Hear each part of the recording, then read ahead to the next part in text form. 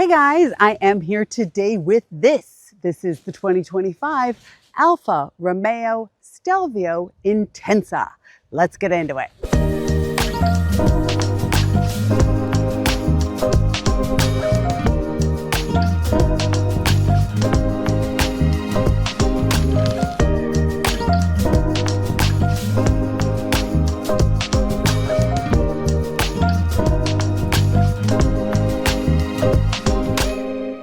This is the second Alfa Romeo that I've reviewed. I also did the Tonale a few months ago. Please check that out here. That was a lot of fun to drive as well as to review. And one thing I can say about these cars is Alfa definitely delivers on the promise of, we're going to do things a little bit differently. We're not like every other car. Sometimes that works really great behind the wheel, and sometimes it's like, huh?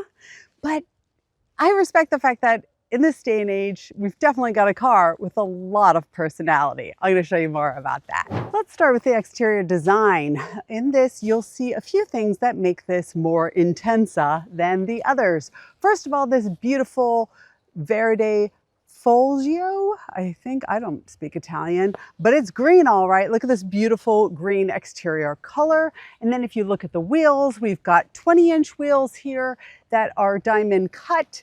They also have the gold accents around here on the clovers. We've got black Brembo brakes with, say that 10 times fast, with Alfa Romeo etched in it. Another really nice detail is the Italian flag here on the back of the rearview mirror. Lots of Alfa Romeo markings. We've got it here. Obviously, we've got that front badging. But also notice the distinctive matte black grille, really beautiful. They've got new daytime running lights there. And you'll notice a little bit more Alfa Romeo badging throughout the vehicle. Let me show you what's going on the back end. On the back end, we've got the dual exhaust. Obviously, we've got some Alfa Romeo badging and the Stelvio, but other than that, there's nothing entirely special in the Intensa trim. All right, behind the wheel, other Intensa features include this two-tone steering wheel, the tan stitching. Then in the headrest, I've got the Alfa Romeo badge here, which is quite lovely. And then on the armrest, they're going to remind you that it's Intensa right there. Under the hood. All right, so I've got a 2-liter 4-cylinder turbocharged engine that's putting out 280 horsepower and 306 foot-pound of torque. And if you know a lot of car bros, the minute you say you're interested in getting Alfa Romeo, they're going to say, did you get the Quadrifoglio engine? No, you didn't. You know why? Because in 2025, they don't make that anymore. Sorry. The reason they get excited about it is that was made by Ferrari. Essentially, they took out 2 cylinders out of their engine and gave it to Alfa. Just a side note, not everybody needs that. Not everybody needs that. Sure, some of us want it, but that's a different video. So under the hood, like I said, 280 horsepower, 306 foot-pound of torque. Is that a lot? No, it's not. The 0 to 60 time of this car is 5.5 seconds. So what I've got under the hood here, including the 8-speed automatic transmission, is the same across of all trims for the Stelvio. So whether you get the base, the Intensa, or the limited edition model, you're going to get the same engine. All right, behind the wheel, I've got a few things that are worth noting. I've got physical buttons for the AC or for the HVAC, which is just so exciting. I've got an 8-inch screen here, which is a little small compared to the competitors, but I think for a lot of us, having less distraction behind the wheel is actually really nice. I've got a full digital dashboard here. My start-stop button, because this is an Alfa, is right here. I've also got my DNA button down here, which are those drive modes. And for the entertainment system, it's got standard Apple CarPlay and Android Auto, but those are wired, not wireless. But there is a wireless charger, which is nice. And then there's a 12-speaker Harman Kardon sound system, which is not extraordinary, but very good. I've got volume redundancies, which I'm always a fan of. So I've got a volume button here on the on my steering wheel, but I've also got volume here in the center controls, which is really nice. Here on my steering wheel, as I mentioned before, I've got these enormous paddle shifters, which are just dumb, but kind of fun. And then I've got all kinds, I've got my adaptive cruise control things on the left, and then mainly media stuff on the right, which is pretty standard these days for other vehicles. What I do like is this really dynamic steering wheel that says performance. I think that's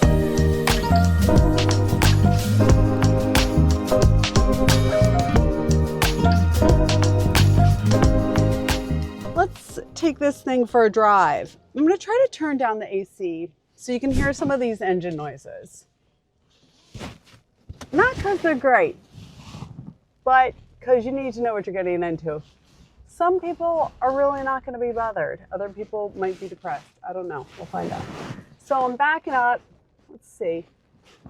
You guys can't see my backup camera. It's not the best. It's very small, but it's accurate, which I appreciate.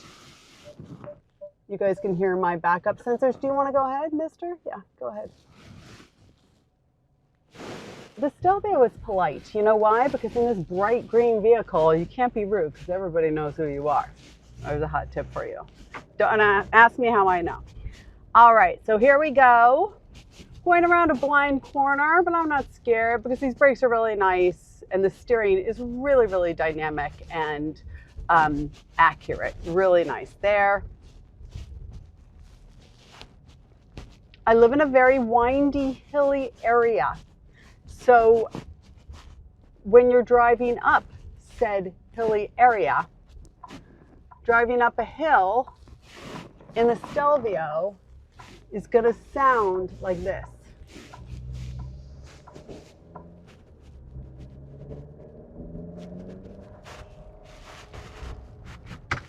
Now, the turbo's kicked in there, which I respect. And my camera, my tripod fell over, which is fine. But you can feel that turbo, right? When the turbo kicks in, things are good. When the turbo doesn't, things are less exciting. But listen, again, I think for most of you, that's really not going to matter, particularly if you're not a performance person, you're going to be just fine. If you're a design person, I see what you're going after. Totally get it. So again, I've got, right now I'm in the N mode, which is natural. If I put it in the A mode, which is advanced sort of eco, or A, right? So the advanced, I don't know, efficiency, I think it was. You know, it's a little less exciting. Your turbos are still firing, but you're shifting at lower RPMs, which basically means it's not getting all excited, which is fine. All right, then I'm going to go up here and I'm going to put it in D. This is the dynamic mode. You guys hear that? Right, so that's kind of fun. It's going to shift at higher RPMs and just get a little bit more aggressive. I found that that was fun, but I found it was a lot more fun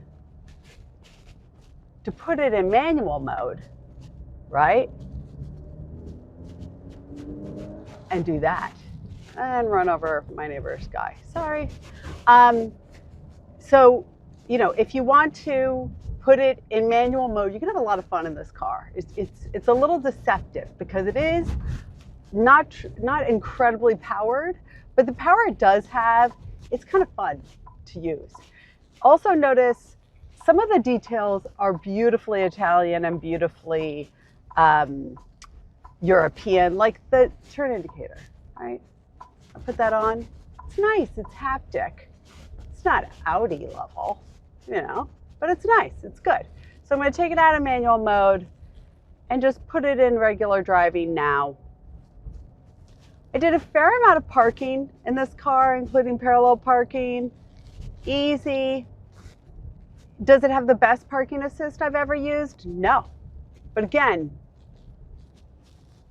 Do Italians care? I don't think so. I once had an Italian teacher that like used his bumper to hit, no, he was French teacher, to hit the car in front of us with his bumper. And he said, that's what bumpers are for.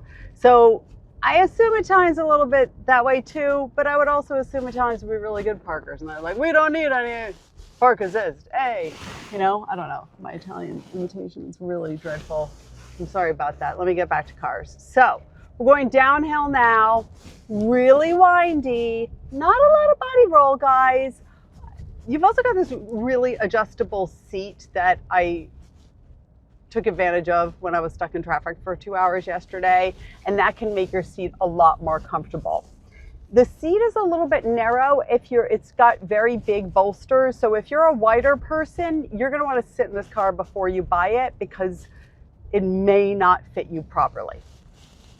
Again, I don't think Italians care about fat people, which is kind of funny. At least I think. Let me know what you think in the comments. Have I offended you? It's entirely possible, and you wouldn't be the first or the last. So we're just gonna wait for these guys to move. No, dude. We might be waiting a while. So what else can I tell you behind the wheel here? It's not incredibly intuitive, this system that it has here in the 8.8-inch display. But it's kind of fun. It's got all these widgets that you can move around. Genesis does that too. But it has everything that you need. You can find it. It might take you a little while to find it, but you'll find it. I would take the camera off, but it's too complicated. I just want you to know that this is one of my neighbors having solar panels delivered. And this guy in this big truck has maybe never driven a truck before. I might have to get out and help this guy because this is hurting my eyes.